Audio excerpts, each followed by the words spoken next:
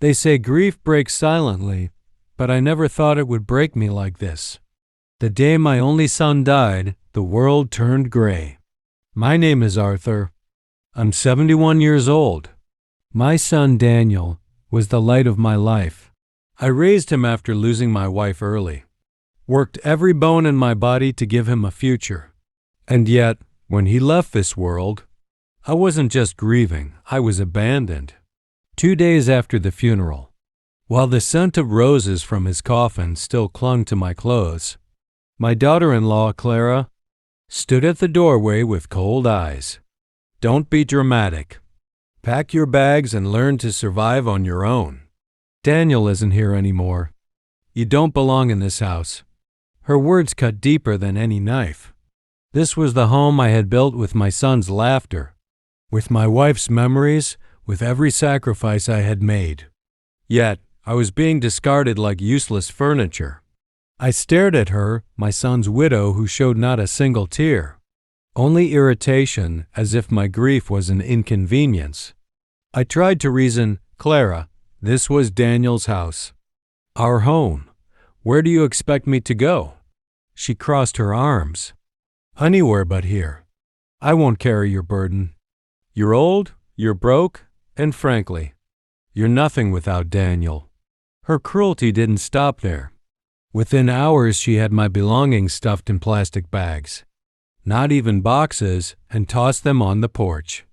Neighbors passing by watched as a father who had buried his only child, stood in the cold, clutching my memories in torn bags. Some shook their heads in pity. Others whispered, but no one stepped in. That night, I slept on a park bench near the church. My son's photo clutched in my hand, his smile frozen in time. I whispered into the darkness, Daniel, I kept my promise to protect you. But who will protect me now that you're gone?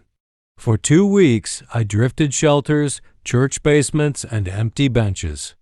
I lived on charity and bread crusts. Each night, I wondered if my son could see how his wife had discarded me like trash. Then, it happened. On the 14th day, as I sat outside the church, shivering in the evening wind, a black car stopped in front of me. A man in a suit stepped out, holding an envelope. He looked around and asked, Arthur Miller? I nodded, confused. He handed me the envelope. Sir, I'm here on behalf of your late son's lawyer. We've been trying to reach you. Daniel left. Specific instructions. My hands trembled as I tore it open. Inside were words that made my heart pound louder than it had in weeks. Words that would change everything. My fingers shook as I unfolded the letter. It wasn't just paper. It was my son's voice reaching me from beyond the grave. His handwriting. Strong, deliberate, familiar. The same hand that once scribbled school notes. The same hand that signed his first paycheck. My eyes blurred with tears before I could even read the words. Dad, if you're reading this, it means I couldn't keep my promise to grow old by your side. But I want you to know you will never be alone. I've made sure of it. I pressed the letter against my chest. My Daniel, even in death, he thought of me. The lawyer cleared his throat, his voice calm. Mr. Miller, your son left behind a will. But it's not as straightforward as most. He left conditions. I frowned. Conditions? The man nodded. Yes, your son appointed you as the primary heir, but with a stipulation. He wanted to test the loyalty of those around him. You were not to be told until 2 weeks after his death. If you were cared for during this time, the estate would be divided. But if you were abandoned, he paused, watching me carefully. Then everything, and I mean everything, passes to you alone. My heart stopped. I whispered, everything? The lawyer nodded. The house, the savings, the business shares. Your son left it all in your name. He knew what could happen. I felt dizzy. 2 weeks. Clara had failed that test within 2 days. My son had known. He had predicted her cruelty. The lawyer continued, Clara has already been informed. Needless to say, she didn't take it well. She assumed she would inherit most of Daniel's assets. But your son made it very clear. If she ever turned you out, she'd get nothing. I sat frozen, the letter in my lap. Memories of being shoved out with plastic bags, of Clara's icy words, came flooding back. I had begged her for just a corner of the house, and she had chosen greed and cruelty. And now, her own selfishness had destroyed her. For the first time in weeks, I felt something stir in me, not despair, not grief, but justice. The lawyer then placed a set of keys in my palm. This is yours now. Your son wanted you to return home. He said you built it with him, and it belongs to you. My throat tightened as the cold metal touched my skin. The keys to the very house I had been thrown out of like garbage. That night, I didn't sleep on a park bench. I didn't beg for bread or curl up under a church roof. I stayed in a small inn, holding those keys in my hand until sunrise. The next morning, I walked back to the house.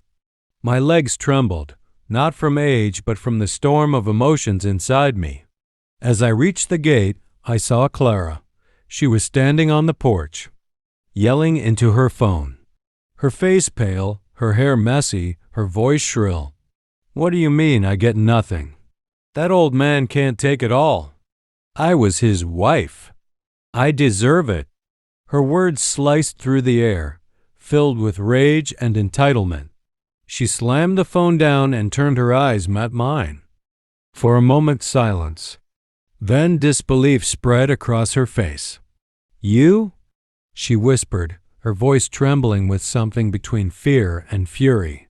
I held up the keys, calmly, firmly. Yes, Clara, me. This is still my home. Her lips parted, but no sound came out. Her face went red, then white. She had expected me to be gone, forever forgotten, broken. But here I stood, with the very proof of her downfall in my hand. I walked past her, step by step, into the house. My house, Daniel's house. The walls greeted me with memories, and for the first time since his death, I felt his presence not as sorrow but as strength. Clara shouted from behind, "This isn't fair. I was his wife." I turned, my voice steady though my heart burned with pain. "And I was his father. You failed him, Clara, and now you've lost everything." Her face crumpled. She dropped into a chair, clutching her head, whispering curses under her breath. But I didn't stop. I walked through every room, reclaiming what was mine not out of greed, but out of the justice my son had delivered. Yet deep down, I knew this was only the beginning. Clara wasn't the kind of woman to accept defeat quietly. She would fight. She would scheme. And soon enough, she would show just how far her cruelty could go. And when she did, she would discover that Daniel's last gift to me was not just a house, not just wealth, but the strength to face her without fear. That night, the first night back in the house I'd built with my son, I didn't sleep. I moved quietly through the rooms, running my fingers over the grooves in the banister where Daniel once slid down laughing, over the scorch mark on the kitchen counter from the time we tried to make crème, broly, and burn the sugar to tar. The house breathed with memory and with the ache of everything I had lost. Clara slammed cabinet doors in the kitchen, loud enough to rattle glass. She wanted me to hear her anger, to feel like an intruder in the home my son and I had made. When I stepped into the doorway, she spun, eyes sharp. "You think a few papers make this yours?" She hissed. "You think you can just walk in and take it?" I held my ground. "I'm not taking anything. Daniel left it to me." "Daniel left me a marriage," she snapped, chin high. "And you nothing but problems." In the morning she tried a different angle. A realtor arrived at the curb with a bright smile that died when I opened the door. "We're not listing," I said. "This home isn't for sale."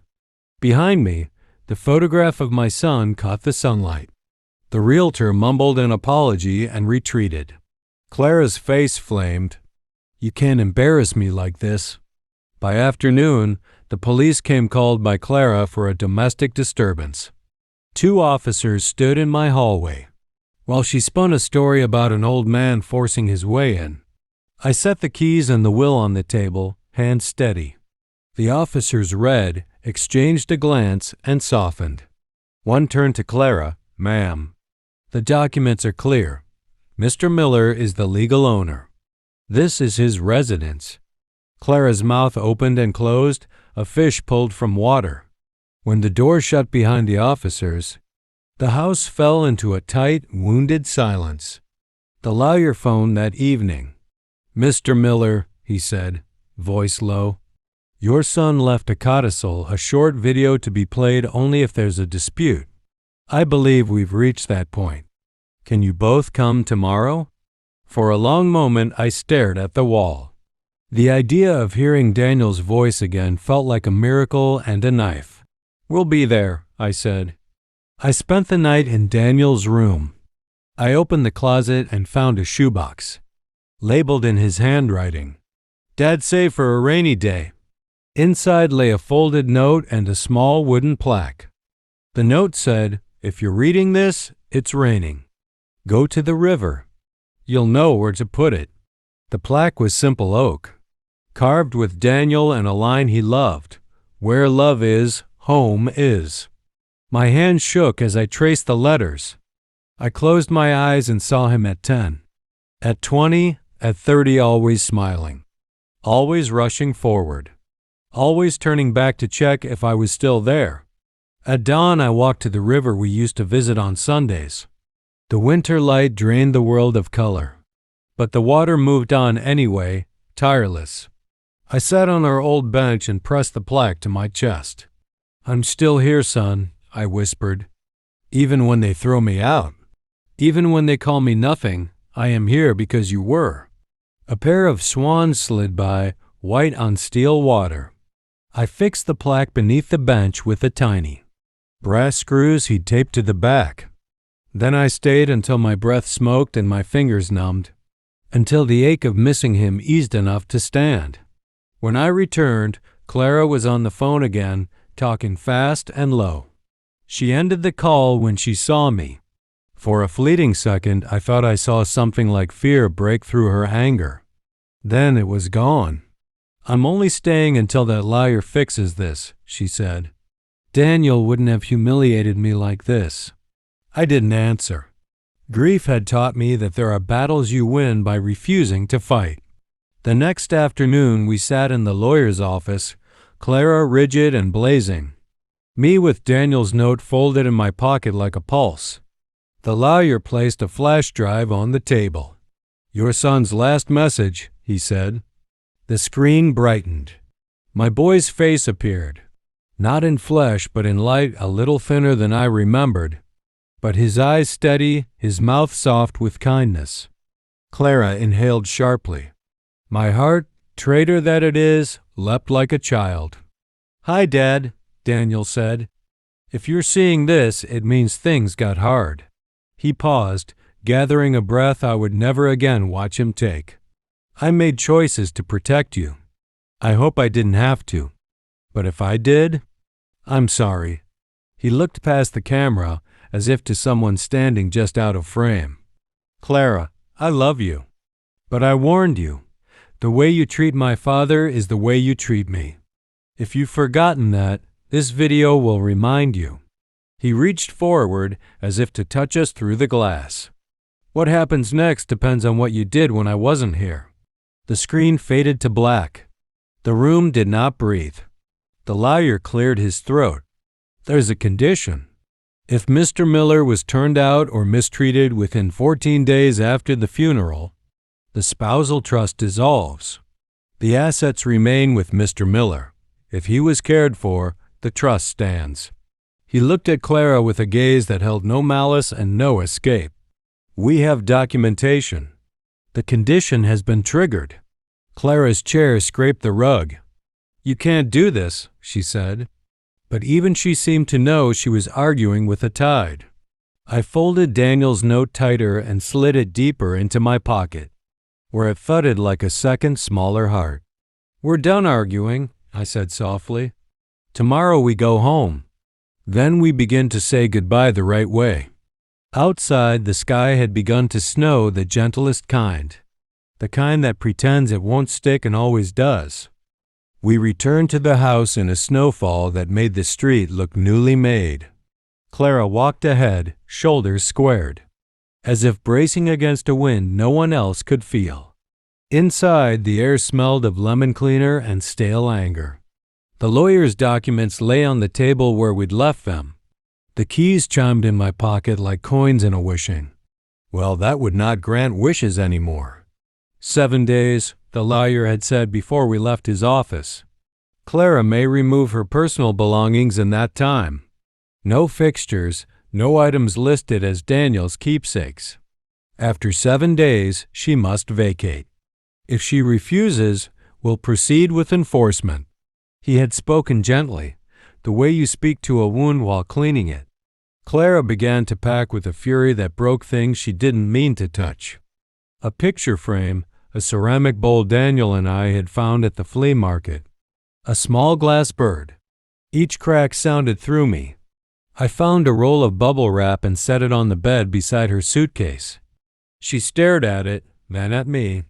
The look said, "Why are you helping me?" I didn't answer because I couldn't find a way to say the truth without sounding like I wanted praise. "I'm doing this for my son." "Not for you."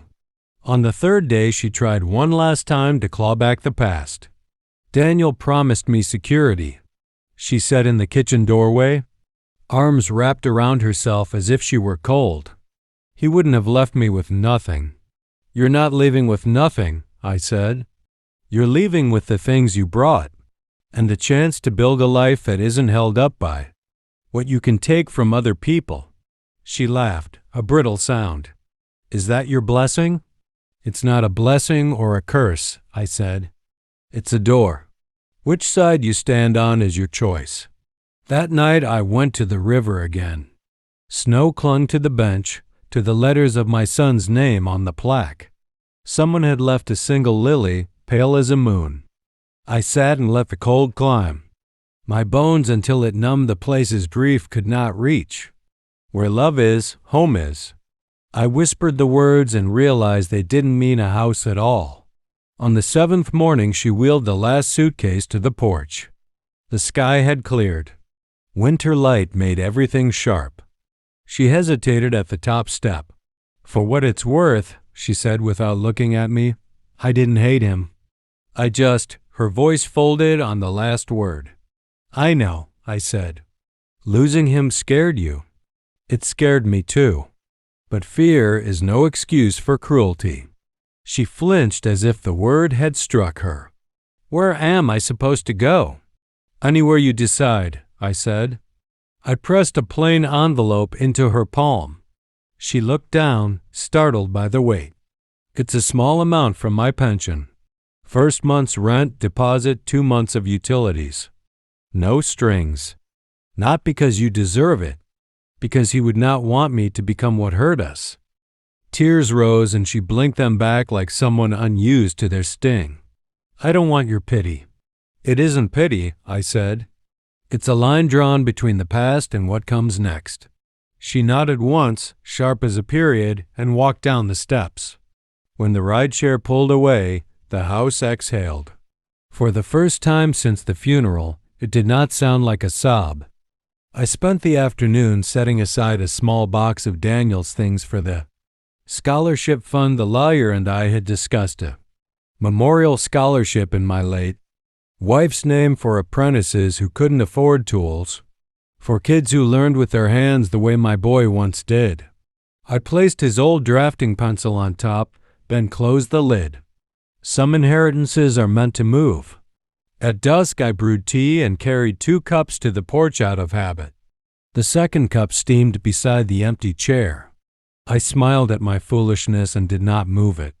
Snowmelt dripped from the eaves in soft ticks.